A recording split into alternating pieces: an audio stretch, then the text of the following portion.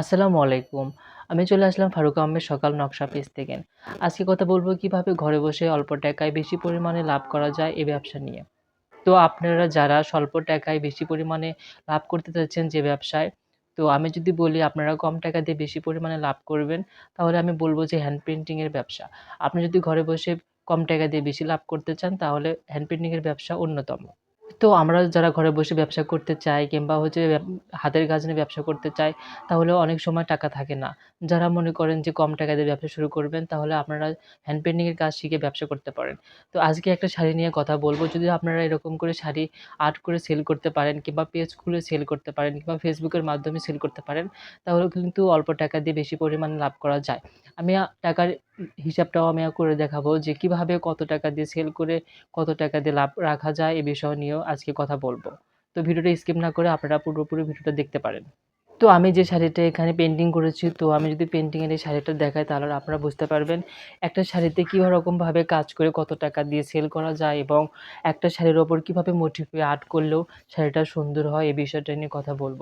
আপনারা পেইন্টিং অনুযায়ী আপনার দামটা রাখতে পারেন এবং হচ্ছে লাভের পরিমাণটা রাখতে পারেন। তো শাড়িটা আমি ১ম এ এটা আর্ট করেছি এরকমভাবে যে ফুলের এই কাজটা, এটা কিন্তু একটা কাস্টমাইজ ডিজাইন।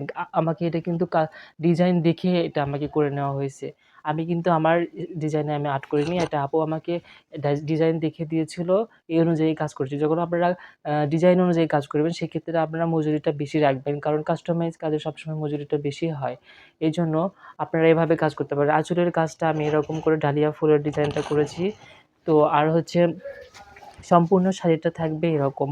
বুকের এই ডিজাইনটাও থাকবে যে এরকম। আমি পুরো শাড়িটা খুলে দেখাবো। কিন্তু তার আগে আমি কাজ নিয়ে কথা বলব। যেটা হচ্ছে এই কাজটা যে আমি কিভাবে আর্ট করলাম। মনে হচ্ছে যে অনেক কঠিন একটা প্রফেশনাল কাজ। আর হচ্ছে এতটা মানে কঠিন একটা কাজ। কিন্তু এটা কিন্তু কঠিন না। আপনারা যদি সহজ উপায়ে আর্ট করেন, তাহলে কিন্তু কাজটা অনেক সহজ হবে। তো আমি যদি বলি স্ক্রিনে ১ম এ ফুলটা আর্ট করার জন্য গোলাপি কালার রং দিয়ে ফুলের পাপড়িটা আর্ট করতে হবে। ঠিক আমরা যেরকমভাবে পাতা আর্ট করি ঠিক সেরকমভাবে। ফুলটার আর্ট করার জন্য ফুলের ভিতর থেকে বাইরের দিকে ছড়াতে হবে। পাতার মতন করে ভিতর দিকে থেকে সাইড দিকে ছড়ায় দিলেই ফুলটার বৃত্তাকার চলে আসবে। ঠিক এরকমভাবে আর্ট করতে হবে। তো স্ক্রিনে দেখতে পারলেন কিভাবে শাড়িটা আমি আর্ট করলাম। একদম সহজ উপায়। আপনারা মনে করছেন যে এটা অনেক কঠিন, কিন্তু স্ক্রিনে দেখার পর মনে হচ্ছে অনেক সহজ। তো আপনারা ট্রাই করতে পারেন যেভাবে আমি স্ক্রিনে কাজ করেছি। তো আশা করি স্ক্রিনে দেওয়ার ট্রাইটা আপনারাও করতে পারলে কিন্তু আপনাদের কাজটাও সহজ হবে। এবার বলব পাতার এই কাজটা কিংবা জলছাপের এই কাজটা আমি কিভাবে করলাম। মনে হচ্ছে যে অনেক কঠিন একটা কাজ। তো আমি যখন বড় কাজ করব, বড় ফুলের কাজ করব, সেক্ষেত্রে কিন্তু কাজটা অনেক সহজ হয়। মনে হয় যে অনেক সময়, কিন্তু বড় ফুলের কাজ করতে কিন্তু অনেকটা সময় কম লাগে এবং সহজ উপায়ে করা যায়। তো পাতার কাজটা আমি করেছি, যদি বলি স্ক্রিনে পাতার কাজ করার জন্য ১ম এ সবুজ কালার রং দিয়ে পাতাটা আর্ট করতে হবে।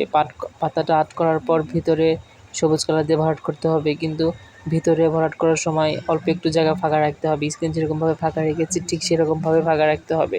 আর ভিতরের যে বাকি অংশটা তারপর ওটা টিয়া কালার দিয়ে ভরাট করতে হবে। এরকমভাবে শেড করতে হবে। এজন্য আমি টিয়া কালার রং দিয়ে পাতাতে আমি শেড করে নিয়েছি। সবুজের সাথে টিয়া কালারের শেড করলে অনেক ভালো লাগে। এজন্য এভাবে শেড করতে হবে। পাতা শুকানোর আগেই শেডের কাজ করতে হবে। শুকায় গেলে কিন্তু ভালো হবে না। এজন্য কাঁচা অবস্থায় শেড করতে হবে। ফুলের ভিতরে শেডটা দেখতেছেন, ঠিক ওই শেডের জন্য গোলাপি কালারের সাথে লাল কালারের এরকমভাবে শেড দিয়েছিলাম। স্ক্রিনে আপনারা দেখতে পারলেন পাতার এই কাজটা আমি কিভাবে করলাম। পাতার শেড এবং ফুলের শেড শুকানোর পর এরকম সাদা কালার দিয়ে আন্ডারলাইন করতে হবে। ফুলের পাপড়ির ধারে ধারে এরকমভাবে সাদা কালার দিয়ে আন্ডারলাইন করতে হবে। ঠিক সহজ উপায়ে এরকমভাবে সাদা দিয়ে ফুলের পাপড়ি এবং সবুজের পাতার ধার দিয়ে আন্ডারলাইন করতে হবে এবং পাতার শিরাগুলো দিতে হবে। দেওয়ার পর ফুলটা অনেক সুন্দরভাবে ফুটে উঠবে। পুরো শাড়িটার আঁচলটা হবে এরকম যে ফুলের এই কাজটা থাকবে। আমি যদি কাছ থেকে দেখাই তাহলে কিন্তু ডিজাইনটা থাকবে এরকম। তো ফুলের এই আঁচলের এই কাজটা যদি এরকম থাকে আর বাদবাকি এটা বুকের পোরশনটা এরকম থাকবে।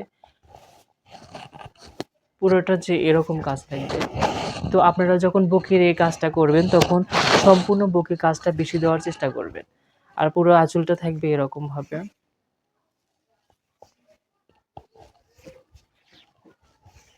তো আপনারা যদি এরকমভাবে শাড়ি সেল করে মানে আর্ট করে সেল করতে চান, তাহলে আমি এখন বলব কিরকমভাবে প্রাইজে আপনারা সেল করবেন। তাহলে শাড়ির দাম যদি আপনার কাছে ৳500 থাকে, রঙের দাম আপনার মিনিমাম ৳200 রাখতে হবে। ৫, ৬, ৳৭০০ চলে গেল। আর আপনার একটা মজুরি আছে কিংবা একটা আপনার সময়ের দাম আছে, একটা পরিশ্রমের দাম আছে অবশ্যই। তাহলে আপনি ৳৭০০ যদি এদিকে চলে যায়, আপনি কিন্তু মিনিমাম হচ্ছে ৳১৫০০ দিয়ে শাড়িটা আপনার সেল করতে হবে।